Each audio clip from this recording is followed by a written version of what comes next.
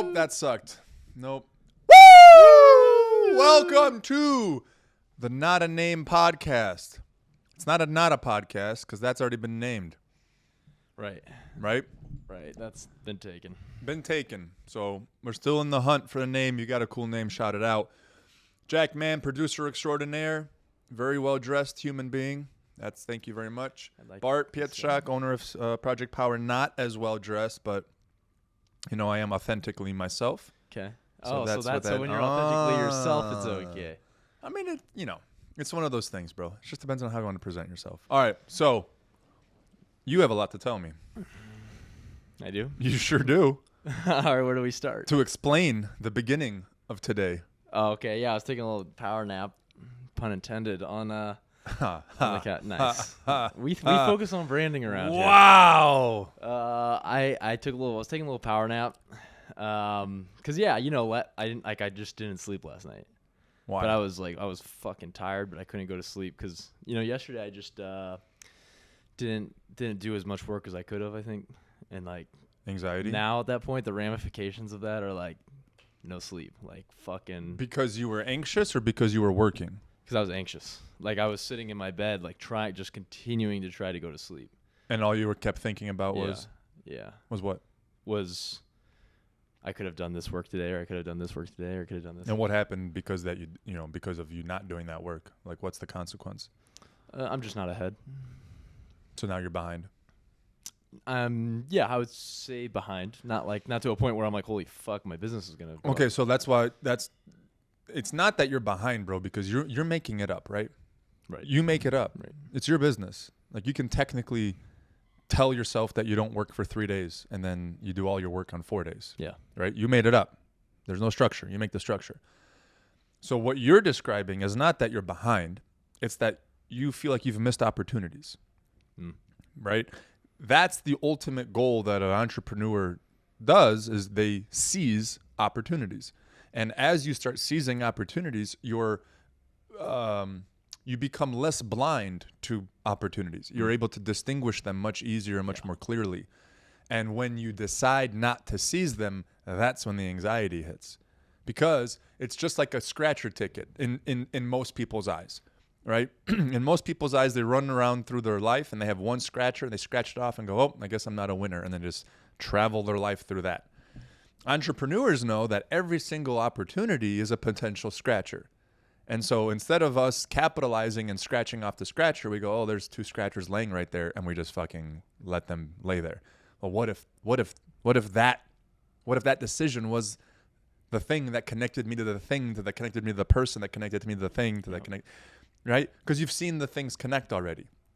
And they usually start in some arbitrary ass way. So again, you saw opportunities, you decided not to seize them, and now you're itchy because you go, what the fuck did I do? Mm-hmm. And it's never worth it. Whatever you decided to do, otherwise, yeah, is seldom worth it. And the only reason you know that is because you feel this way. If you had chosen to do something other than that work and you didn't feel this way, more than likely what you chose instead was meaningful to you.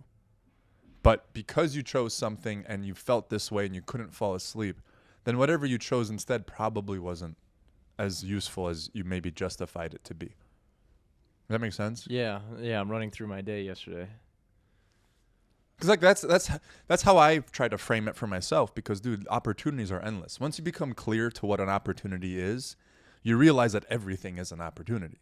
Every person, every interaction, every hello, every goodbye, every email, every text message, everything matters. And how you do anything is how you do everything. How you do everything is how you do anything. So how do you not get stuck constantly trying to work on every single piece and completely fuck the rest of your life up? Yep. How do you manage that? Well, because, in my example, my daughter, time spent with my daughter is never a waste. Right. Ever. Right. So if let's call it, if you're going to run it an arbitrary numerical value race, and it takes 100 days of this business for me to become successful. If I'm behind 1 day in the race because I chose to spend 8 hours with my daughter, doing this, that, or the whatever, it's not a waste for me. That's a good ratio.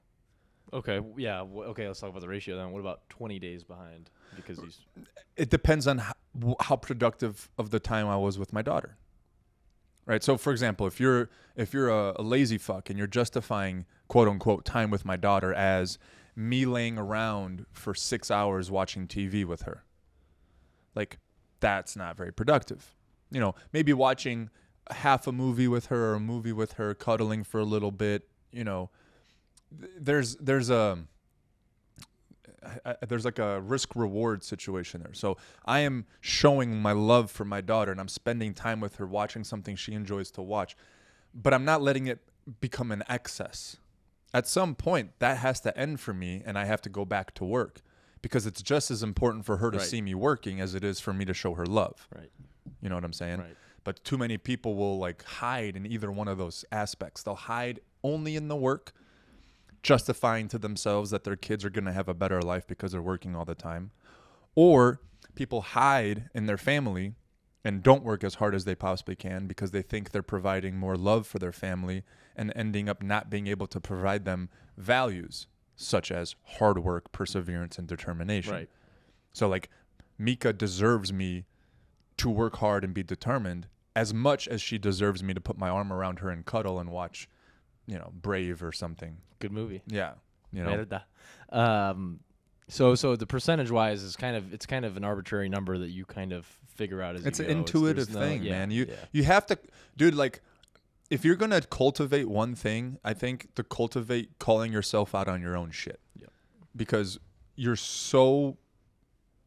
we become so good at it. Like we're so convincing to ourselves and we're such good, arbitrators to this dilemma that we quote unquote have in our minds of what I should do, that we justify it like the best fucking salesperson in the world. Yeah. And I don't think there's a lot of people that like go one step further and try to like rationalize their justification to see if it's legit justification or not.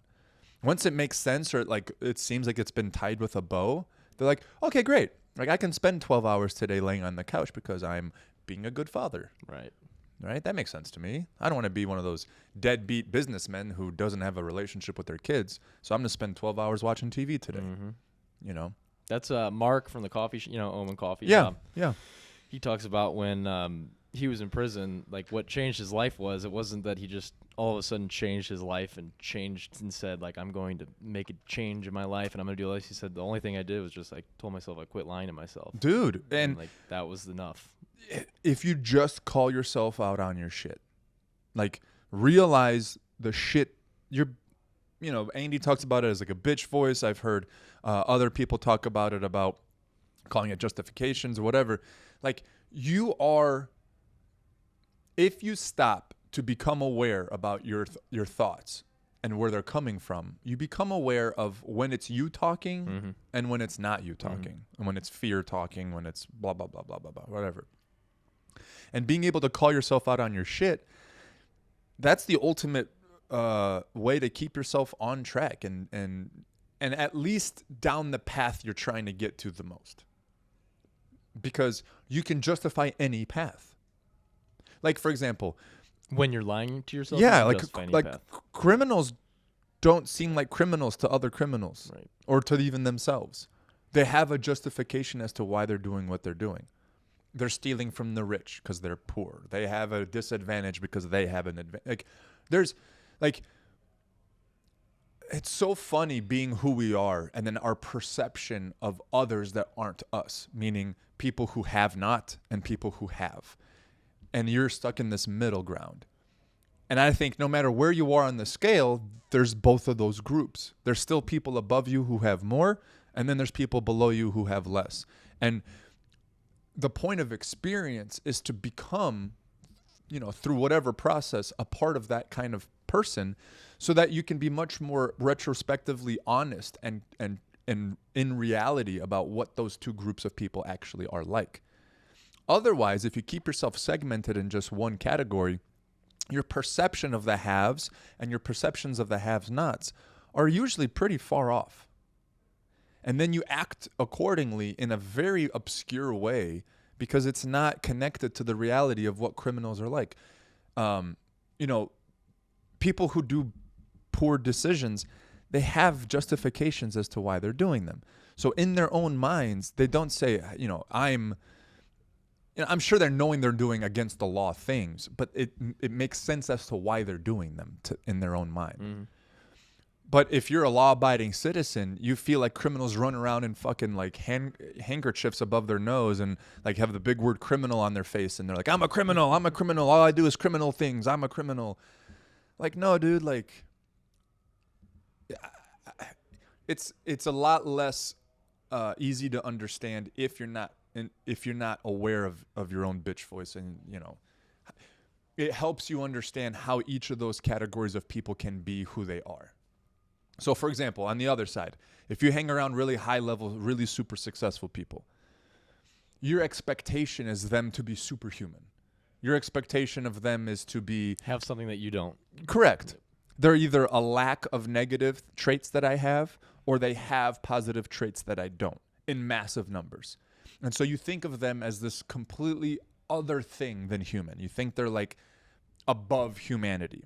Because either they never get tired, or they never get angry, or they never get emotional, or they never make bad decisions, or they never fucking cheat, or they never cut corners. Like, especially now when you have all this Instagram influencer shit of people talking about success and what they've done to become successful, the traits they're talking about are true. But what everyone fails to understand is like, what percentage of the time do these people execute those traits versus me? People who don't have, when they look at the haves, if they look at them at a positive light, they assume that it's some crazy ratio that they can't live up to. For example, again, high aspiring successful people, never fucking, blow up. They never lose their cool. They never quit. They never this. They never this. They never this. If you've ever hung out with a very highly successful person, you can't tell right off the bat. It's only when like situational issues come up do you see when they go left whereas someone else would go right. But if you're just hanging around shooting the shit, like they're not different. Have you ever met like one of your celebrity like really high level athlete or you've never? I let's pretend that I have. No, I mean you can say no. Okay, I haven't. There's a lot of people that get discouraged when they meet their heroes because they expect these heroes to be, again, superhuman. Right. Yeah. But it's just another fucking guy who puts on his pants after sleeping. Yeah. You know what I mean? Like it's like nobody's different. And I had an interesting conversation about this yesterday with one of my friends. The difference between ego and like confidence or belief in self. Because again, you to start your journey, you had to have ultimate confidence in yourself. Yeah. So what's the difference between confidence and ego? And I'll ask you that question in your mind. The difference between confidence is being confident in what you know and understanding what you don't know, I would say. And ego is thinking that you need to know everything. Okay. Why would you need to know everything for that to be a negative thing as ego? Like, don't you need to know how to run your business? Yeah, and I can be confident in knowing what I'm capable of doing or figuring out. But I can recognize that, like we've talked about, there are better editors out there than me. So if I'm confident, I'll say, okay, actually, I will hire out someone to do the editing for me. Whereas if I have an ego, I would say, no, I can do the editing, just as good as anyone else can, and so I'm going to better than everybody else. Better than everybody else can do it. Yeah. Yeah, dudes. So that distinguishing factor is the way I interpreted it, because I agree with you. Confidence is knowing that I contain traits that will help me be successful, right? Right. Ego is I contain traits that will help me be successful, and there is no one on the planet as good as me at any of it. I am better than everybody else, right? I take my confidence and I say I have these traits, but in my mind, so does everybody else. They just are or aren't acting on them. Ego is I have traits that nobody else possesses and they can't possess. Mm-hmm. Yeah. And then also, I guess, in this case, does ego Or ego says they have traits that I can't have. That's why they are doing better than me. Sure. So like there's a yin and yang to that maybe. Sure, yeah. Ultimately, the point of that whole thing was, like, everybody's the fucking same. Right. Potentially. They all, like, if you're going to get religious, like, I'll throw God into this. You know, my perception of God, personally, when you get into the quantum physics understanding of, you know, how atoms vibrate and their interaction and the law of attraction and all these things, my perception of God is the energy that is within all of these interactions that no one can explain. So in every vibrational attraction or repulsion, there's an energy involved, and they're not able to quantify this energy, and they're not able to explain it. And that's what I think God is. I'm with you. Okay. I would agree with you. Yeah. Right? Everything. God is everything. I don't have a very religious knowledge background, so I haven't read all the books, and I haven't been taught all those things. But in my limited understanding of what I've been taught about God and the religion, that's the thing, is energy, right?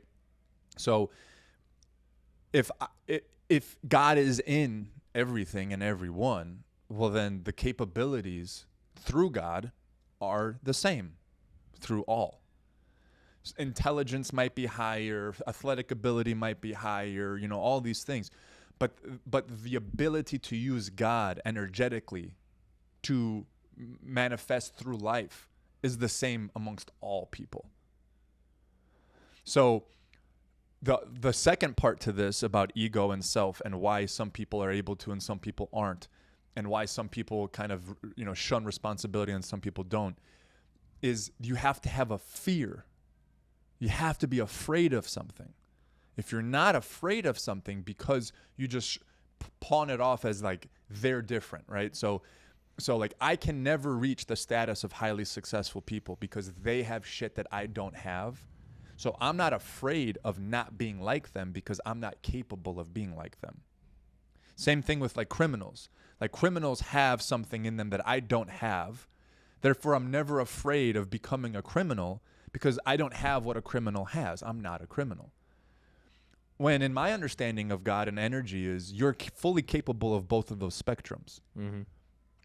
So I have to be afraid of my actions because all of my actions have consequences that can lead me one or the other way. Does that make sense? Yes. Egotistically, I would say I am who I am, and no matter what I do, I will always be the same, and I am better than either one of those, right? I'm better than the highly successful because they have to sabotage family, and I'm better than criminals because they have no soul and they're going to go to hell. Like, I'm the best ever, exactly where I am, and I don't have to fear not being here. Whereas my belief, you know, some people can call it karma or whatever. Like, I believe that I'm either attracting good things into my life or I'm attracting negative things into my life. But God is giving me exactly what I quote unquote want. And what you show God that you want is through your actions, what you do. And so the law of attraction or quantum physics goes along those same lines. Like the vibrational energy that I emit into the world gets attracted back to me. So I have to fear poor actions. I have to fear God because God gave us willpower to be able to will one or the other. You know, a lot of people call Satan and like the devil and all that stuff. But ultimately, God made it all, right? So if God made it all, then God gave me the ability to will one or the other into my life, which is a decision I have to make. So it's not ego, it's the fear of God and the understanding that everybody is capable of tapping into God or that energy, vibration, positive, negative. And through that tapping in, you find the opportunities consistently to try to manage this in a plus your favor way. And that's ultimately, you know, they say you go to heaven or whatever. That's not what I'm saying. I'm saying that while you're on this earth, every single person has the capability of attracting positive things into their life through their actions. And because of that, we're all the same. And because of that, I understand that there's opportunities that everybody can seize to bring more positive things into their lives. It may not all be the same shit. Like we said, if intelligently someone's not capable of making high-level decisions or whatever, that doesn't mean that we can all do the same shit. What I'm saying is everyone can improve their position as they transfer themselves through life. They can choose to improve their position. They can choose to fulfill their purpose. They can choose to set up a target and aspire to achieve it. Like everybody is capable of that, no matter where they're starting. If they start in prison, right? They made bad, poor choices by the age of 13. They're in and out of whatever foster homes and this and that and the other thing. Like that human can improve their position. Homeless people who choose to be homeless can improve their homeless position. You know what I'm saying? So I'm not regimented everybody into the same box that like you have to have a car and a house and a fence and a dog and a wife and a kid that's not the shit that I'm talking about. I'm talking about progressing yourself through this experience of life using positive energy to do it. And everybody is capable of that. So to think that the highly successful financially have something that you don't is bullshit. Because whatever they started with that is an advantage over you, it's not a stopping point for you. Meaning it's not a barrier of entry. Again, we talked about it on the football field analogy. Some people, get the ball on the 50. And they only have to travel 50 yards to get into the end zone. And other people start at their own 5. That doesn't mean that you can't get into the end zone. It just means you got a further fucking road to go. It seems like and if you're not afraid of your decisions, it makes you more susceptible to becoming a criminal. Exactly. Yeah. To becoming a criminal. Or whatever that You don't have to go to jail, right? You can, imprison yourself in your own life by, you have to be afraid of something. You have to. Okay. Right now in society, we have a lot of craziness going on. Okay. You've got, I'm not even going to go political, but you've got people who are essentially not adjusting to reality, right? They're allowing whatever genders and whatever, like they're completely disengaging themselves from reality. Yeah. Okay. Yeah. Why would one want to do that? Why do you think someone would want to disengage from something as basic as reality? Because to me, it seems like they don't feel like they're capable of participating in it. Okay. So the feeling of not being able to participate would cause you to feel what emotion? Fear. Correct. So in order to deduce their fear, in order to comfort their fear, instead of changing themselves, they're trying to change the whole. In the aspect of, if I take away all the things that make me afraid, I will no longer be afraid, which will then make me happy. Which is so funny because it's like a moving target. It's the opposite. You can't, it's moving closer towards fear makes you feel happier because you survived fear.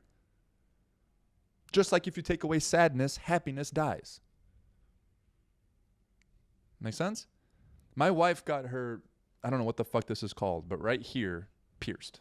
This thing, okay? And your happiness died? No, I think it looks cool as shit. But a day went by, it bled a shit ton. Yeah. It bled a lot, right? So the next day, throughout the night, she's like, dude, it's bleeding into my ear. Like, it's not comfortable, blah, blah, blah, blah. Mm-hmm. So then the next day, I'm like, let me take a look at it. And behind there's the prong, and then there's like the back. And between her ear and the back, there's just a buildup of solid blood, like a rock, right? Ooh. And it's sensitive, and her ear hurts, and it's only a day old, right? So I'm like, I got to clean that for you. And she's like, no, don't. She's afraid of the pain, okay? I go, trust me, I'll help. Let me just get a Q-tip. I'll wet it. I got you. She's so nervous, like I can hold her head. She's like, don't, but I'm like, just fucking let me do it. Okay? Nurse part? Yeah, let me take care of this. I did. And it took about 5 minutes because it was crusty and I was trying to be, gentle. And I got it off. She was so excited. So relieved. So happy. Yeah. So happy. because it was so much of a fear that she overcame. And then she got not only overcame the fear, but she got the benefit of now her ear's not going to be infected. She doesn't have to worry about the infection. She doesn't have to call the place and see what she has to. You know what I'm saying?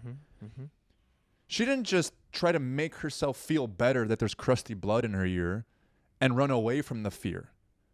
Had she done that, she would have had way bigger issues, which is exactly what's happening on that side, right? They're trying to segment the fear. They're trying to annihilate it through acceptance, quote unquote, which is ironic because if you're starting to accept no reality, you can't have a stance against anything. And what they have the strongest stance for is against the other side that says there is a reality. I saw a shirt at Schnucks the other day that said "Be you," and it had the colors. And I'm like, how ironic, because it says "Be you," but it should say in parentheses, unless you love Jesus and the nuclear family and you believe that there's two genders, like what I'm saying. Unless you disagree with us. Yeah, unless you don't think how the way we do. Yeah. But be yourself, unless that means that you believe in God and the nuclear family, and you know what I'm saying? Like it couldn't be more ironic and more blatantly ironic. But that's how it is. So every time that you try to debunk fear without overcoming it, you're literally setting yourself up for a much larger disaster. Right. So like you have to fear. You have to fear.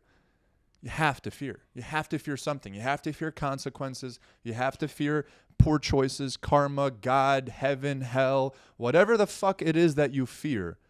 You have to fear it. But the point of that fear is to run at it. Do you think that the initial authors of the Bible understood this, and that's a lot of the fear of God or the fear of the Lord that's written in the Bible is talking about this, what you're talking about right here? My limited understanding of the Bible, and I'm not, like I said earlier, I'm not historically knowledgeable. I haven't read. I'm not Catholic, Roman, like I'm not deep into any religion, right? So I can't tell you what the purpose was behind these books, whether they were literal or not.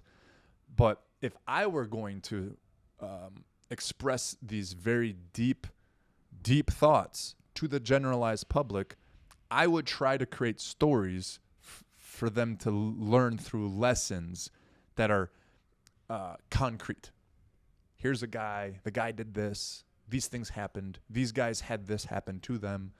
That's all easily understandable. Mm-hmm. But if I start talking, also back in the day when the Bible was written, like there was no understanding of quantum physics or vibrational atoms or how things are made or any of that, right? So I think it's no different than a parent teaching their children, right? A parent teaches their children very dramatic life lessons through child's fables and movies and stories and archetypes. Right.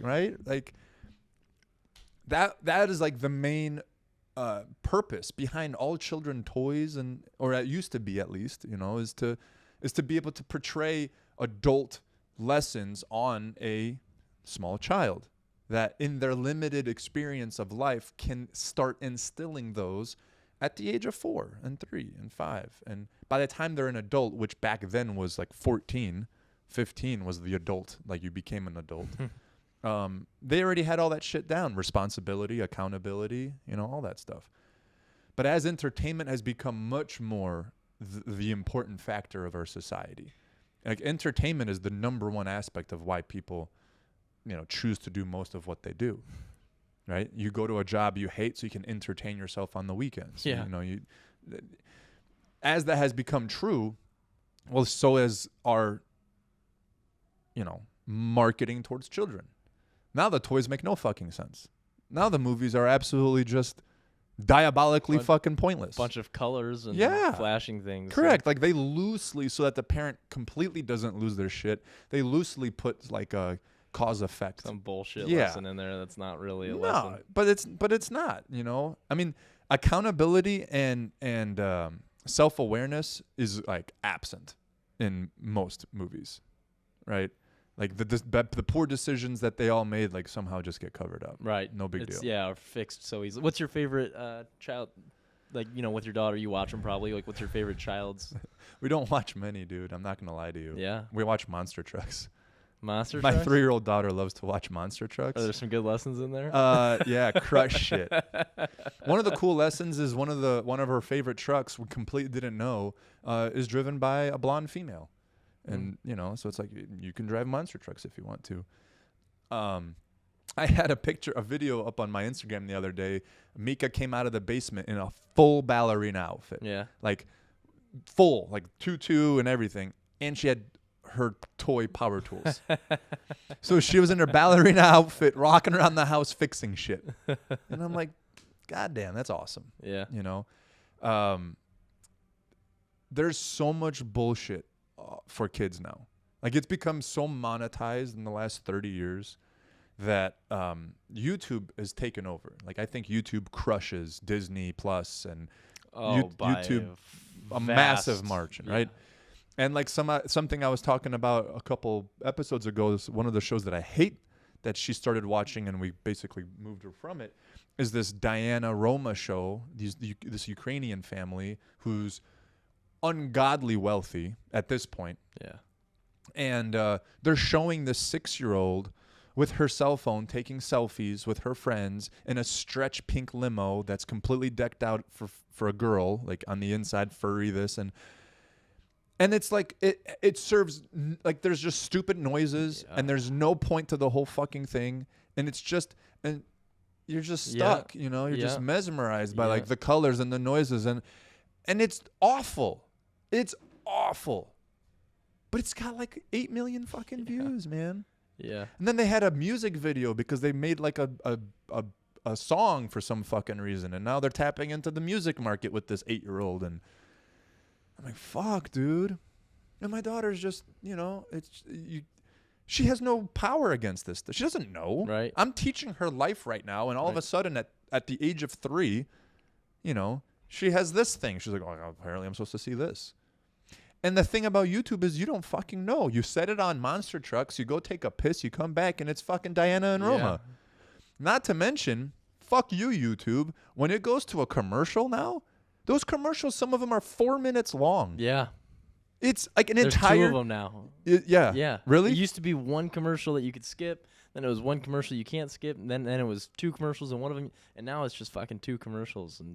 And it's like a full-blown episode of something else. Yeah. Like, let's say they're selling like these My Little Ponies. Yeah. There's a 4-minute episode of My Little Ponies.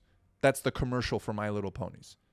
I'm walking back. I'm like, did Kimmy or Mika learn how to like use the remote? Like, how does it on this? And I see in the bottom right corner, skip 90 more seconds, And, bro, if us as leaders of our families don't get our shit together and start fearing these corporations and all, they aren't doing it for our benefit. They are not doing it for Mika's benefit. They are doing it so Mika throws a fucking fit every time she's at Target and she sees a My Little Pony doll. That's why they do what they do. They're not trying to help anybody. And this many years of this shit going unaccounted for is why we're at where we're at. That's my little sister. She's 16 now, but for the entire last 5 years, my mom has had to fight her on keeping her phone limited and not being on Instagram yet and not doing all these things. And that's late. 16? Yeah, so she probably got on it. She got on Instagram last year, maybe. Okay. But this is why, like, to me, it's so important that we stick together as a community and as a village and build that, because then the problem is that all of her friends were on it, and so she felt left out. But when we all have this fucking, the one mentality of like all in service of the community, you can all say, okay, all the parents are saying, no, we're not doing this. Can you imagine if we did, as much as they fucking protest and boycott everything that they protest and boycott, if a subdivision of parents got together, like the GM plant gets together, it seems like every 3 weeks and fucking goes on strike. Can you imagine if a subdivision just said, all right, guys, everybody take your kid's phone away this week? Everybody. And they all did. Can you imagine how quickly things could change? Mm-hmm. But one parent can't fucking hold a flame to any sort of discipline, gives their phone back, That girl tells another friend, I have my phone, and then that friend goes to her parents and goes, why do you hate me? Blah, I fucking hate it here. Okay, God damn it, here's your phone back. And then it all just spiraled. Like, God damn, a backbone would be nice. Mm-hmm. It would be nice. And, you know, what's funny is now that I'm thinking through it all the way, the people who don't have that backbone are afraid. They're afraid of the consequences if they stand their ground. But they don't really think about the consequences if they don't. They somehow think that they're solving the problem by giving in versus standing firm. As if they're not going to have bigger problems from giving in. You know what my favorite movies is? One of my favorite movies? I'd love to hear this. Hacksaw Ridge. Okay. I haven't seen it. Oh, dude. You have to. Okay. Because it's exactly what we're talking about. It's a guy, you'll remember the commercial. A guy was enlisting into World War I or II. I think it may have been What one. kind of battles? He's a medic, and he refuses to kill anybody. He refuses to even carry a gun. And he wants to enlist in the war because he sees all the people that are dying and getting wounded and getting hurt. And he wants to enlist in the army and refuses to touch a gun. So he wants to be sent into the battlefields and just fix people. Sounds like a good movie. It's so a far. phenomenal movie. Yeah. At one point, he's trying to marry his fiance, and all he has to do is go. He's getting married on a. I don't want to ruin the movie for you, but it's a pretty cool scene. He's getting married that day, and he has to sign some papers, essentially. If you ruin it, I won't watch it. Okay, well then I won't say anything. Okay. He just stands his ground very, very, very well, and he suffers the consequences for standing his ground. But the benefits that he gains from standing his ground, it's pretty fucking sweet. Mm-hmm. So, Hacksaw Ridge. If you need a lesson in accountability and self-discipline, that's the movie you need to watch. And it's a great perspective because it shows you the end of the road of those decisions. Right. Because all you see when people hold their ground is, oh, that guy's an asshole, or that person's a dick, or, why can't they have some, why can't they just give some leniency or give in a little bit or blah, blah, blah, blah, blah, blah. And that's all you see is I want to do this and they won't let me. They're tyrants. Until all the ducks play out, all the dots get connected, and everybody goes back to that guy and goes, thank you so much. Mm-hmm. And again, we know this, so why the fuck can't we follow it? What stops people from being able to hold their ground? What is everyone so afraid of? It's invisible. It's I think if you ask most people, they wouldn't be able to articulate it. I think I have an idea. What's your idea? They don't like to be alone. If you want something and I say no, chances are you're going to leave me and go find it somewhere else or try to get someone else to do it for you. But if I say no and then you go away and someone else says yes and that fucks up your life, aren't you going to come back to me? Because now you have some trust and value within me that goes, maybe he did have my best interest in mind. Or at the very least, this guy can see something no one else can and has enough balls to head that direction. Yeah. Isn't that funny? Because those that give you exactly what you want, you almost lose respect for them. Yeah, you don't respect them. Isn't that fucking crazy? You don't respect them. I mean, there's basic needs and values that every person should give another person, 100%. But respect is earned. It's not given or. How do we? Because I could say this to someone and they'd be like, yeah, that makes total sense. Yeah, I totally agree with you. And then they go back to the people that they surround themselves with, and but they think that they can perceive whether someone is like that. They're afraid to be in trouble and they're afraid to be alone. It's the same reason why during COVID, when I walked into grocery stores, there'd be at least 15 people as I walked through the store that took their mask off because I wasn't wearing mine. So at least 15 people didn't want to wear a mask, but did because they were afraid to get in trouble. What trouble could you have gotten into? Sir, you have to please leave. Okay. You know what I'm saying? What feathers are you trying not to ruffle? I don't want to be an inconvenience. To who? People who are trying to force you to put on a mask? That's We want to be liked by everybody. And what's funny is the way you become loved is by not wanting to be liked by everybody. and then you get the respect of the people that They love you. you want, That's that right. you would want. Yeah. That's right. Yeah. You create an actual circle. Right. But Yeah. but we don't. There's so many people do not recognize that. That's because they've never experienced a real circle. Yeah. Yeah. They've never. And then once you've experienced it, Yeah, I it's can't. easy. I've been in. I can't go back. No. Can you think about entertaining surface level shit ever again? Man. Yeah. It's useless. Kind and courteous, absolutely. Sure. But like connect to the point where I'm going to sacrifice this or that for someone who like what? Yeah. I think in all aspects of our everyday we can be better at instilling that. Like for example, like the gym here, common business practice is go out into the world and try to convince everybody to come in. We talked about this, was that a week ago or 2 weeks ago? Convince everybody to come into the gym. I want all the people to be part of my gym. Or I can treat the people who see the value of the gym so fucking well. I can take care of them and have them have my focus so much that others out there that are similar very easily see it and very easily know that this is the place for them.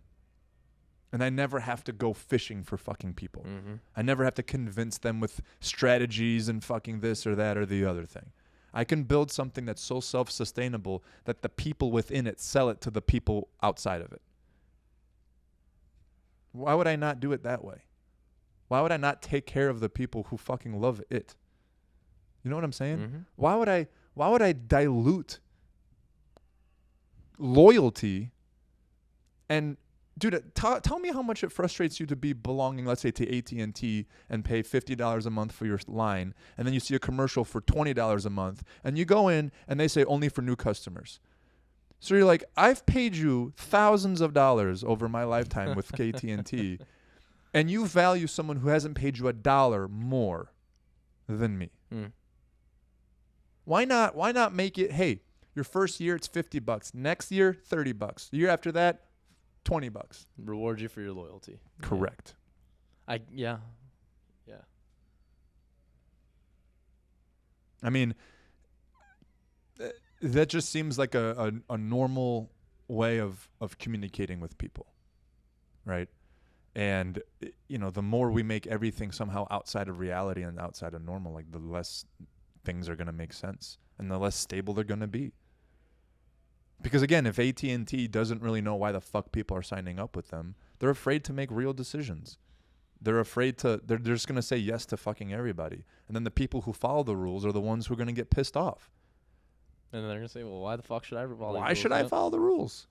Yep. I had those two assholes in here with their fucking shirts off. Yeah. Did we talk about this on air yet? No, we haven't talked about this on air. I'm actually very excited for this. Yeah. So 10:30 at night, I get a message from one of my members that they took a picture in here. They were working out and they took a picture, and in the background of the picture, they noticed there was a guy with their shirt off. And they told me what time they were in here, so I went on the cameras, and there's these two dudes literally with their shirts off, waving them in the air, just fucking dancing. 10:30 at night. And that doesn't fly here. You got to keep your shirt on in the fucking gym. I don't give you know what I mean? Like, no one's above the standard. The standard is the fucking top. So I don't care if there's no staff. I don't care if it's 1 o'clock in the morning. Like, the standards are the top.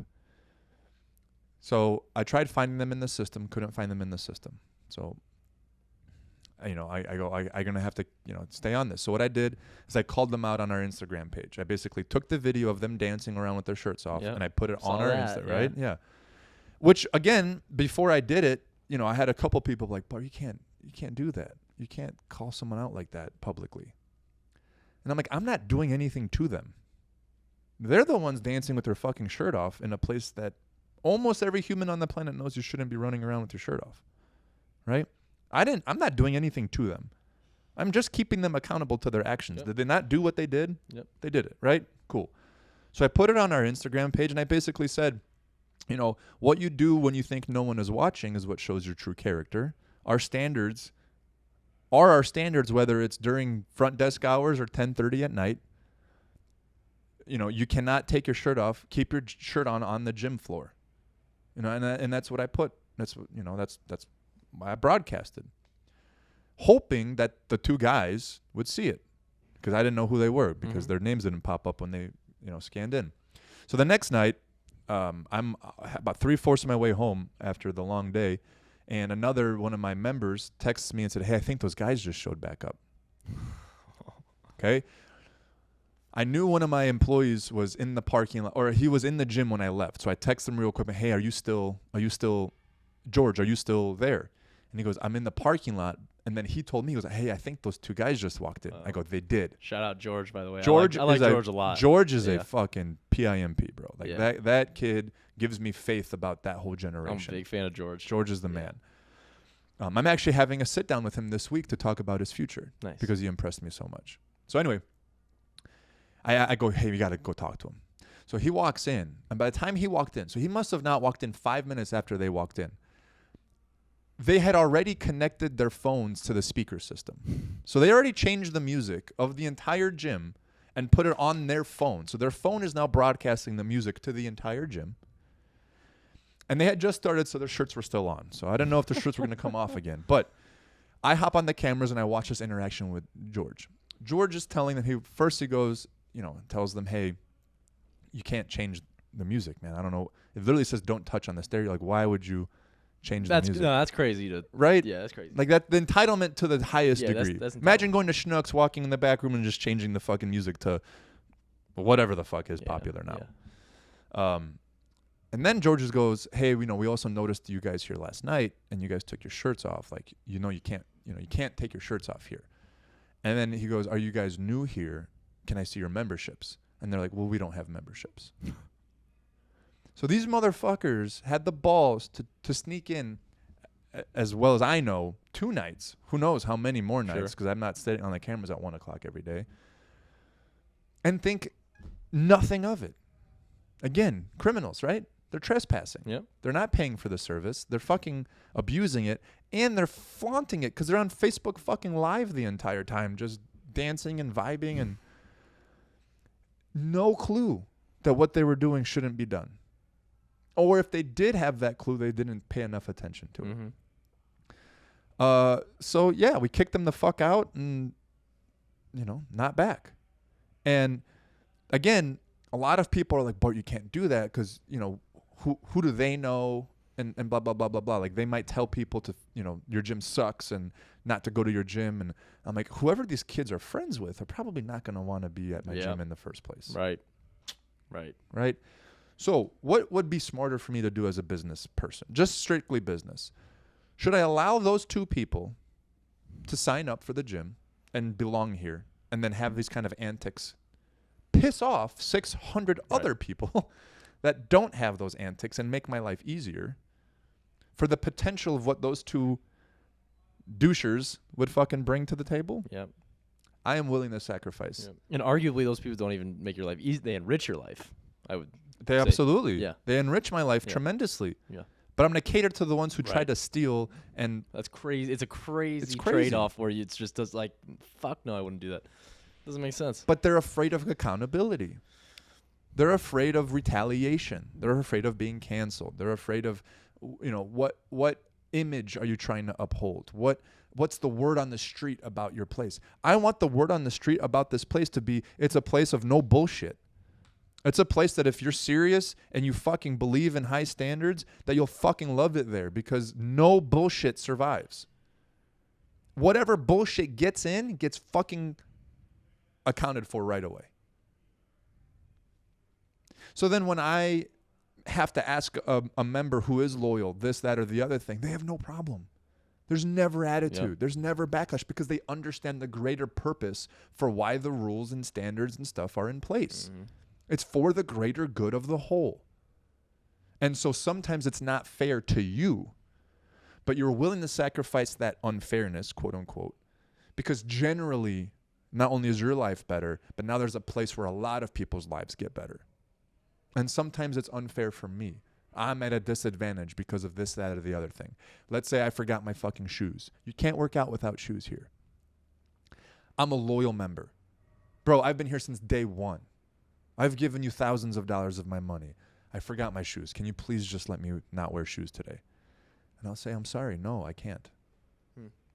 And the reason is not because I don't like you. It's because if you don't wear shoes and someone's first day is today and they see you not wearing shoes, and then their friends wants to join and they say, oh, fuck, I forgot shoes. The guy can say, oh, don't worry. I saw a guy there without shoes yesterday. And that's because I'm afraid. I'm afraid if I don't hold the line that the whole fucking ship will sink. I'm afraid that if I let you bend the rules, that the rules will not only break, but the whole fucking thing will implode. I'm afraid. And so I play into that fear to try to get me to do above average shit and put me into uncomfortable positions and follow through. It's not because I like to. Right after the post where I called the dudes out, I literally wrote, and don't think I enjoy doing this. I hate this. I despise having to call people out and force them to the line. I hate it. I don't want to be the dude who like makes your life harder. But what I don't want more is for the whole fucking thing that we all worked so hard for to fucking disintegrate. And that's a pretty good analogy for fucking society, isn't it? There's got to be more people to put their hands on that fucking line, dude. Hold the line. Every time someone bounces against it, you better fucking reel them back in. You know? And it's not aggressive. It's not personal, you know. It takes communication, too, of being able to communicate, this is why you can't wear shoes. You have to wear shoes. Yeah. Now, in this gym, guys, you can't. You're not it's all allowed sweet, to wear guys. shoes. It's just fucking toes and fungus, bro. That's all you have here. You have to wear shoes. You have to wear shoes. The ability to communicate that. Yeah, is but that's why I'm telling you. Totally. Right? That's literally why I'm telling you. I'm not like secretly trying to be the boss and then make up some bullshit reason why you have to wear shoes. And people can read that so quickly. Of course they can read that. Absolutely. Like the rotating of the dumbbells, right? The dumbbell has to be rotated so the number is straight up and down. What's the reasoning behind that? It's the fucking principle, man. It's just the principle of it. I can't tell you it's a life-changing thing. I can't tell you it's because of insurance. I can't make up some shit about the landlord. I can't make up some shit about the dumbbell is going to break if you put it upside down. All that shit is bullshit. The truth of the matter is aesthetically, it's much more pleasing if everything is straight up and down. And being able to pay attention to detail is something that we can work on while we're here. You might like this analogy. Imagine if you had a puzzle and you had only one piece left, and you had the piece over here, and you could put it in, but you just go, you know what? Yeah, I'm good. You have to complete the puzzle. It's the cool thing about what happens in these scenarios is you're right. I quote unquote have an arbitrary rule standard that the dumbbells have to be up and down. And you could very easily argue it doesn't matter, right? But like as you said, if everything looks so organized and clean, why not pay attention to the dumbbell and make sure it's up and down? Because it does look more organized and clean when it's in order. When that becomes the baseline, now everyone's not only like, that's normal. Now they go, what else can we organize? What else can we move so it looks nicer? What else can I do to make it even nicer of a picture? Right? Then it's a progressive community that's constantly trying to better itself because its standard has already been met. Not reactively trying to constantly clean up after everyone so that it gets just to a baseline. Our baseline is clean. So then you go, well, if I want clean to be cleaner, what else can I find that I can clean? Or what else can I find that I can organize? And you know what I'm saying? We've talked about this on the podcast many a time, and I like it. I think we should continue talking about it. It's a compound effect. It's a compound effect. You know, we normalize everything. We can literally normalize anything in your life. Criminals can normalize crime. Extremely wealthy people can normalize extreme wealth. Like people in relationships can normalize like everything can be normalized. So like why not strive for your normal to be severely above average?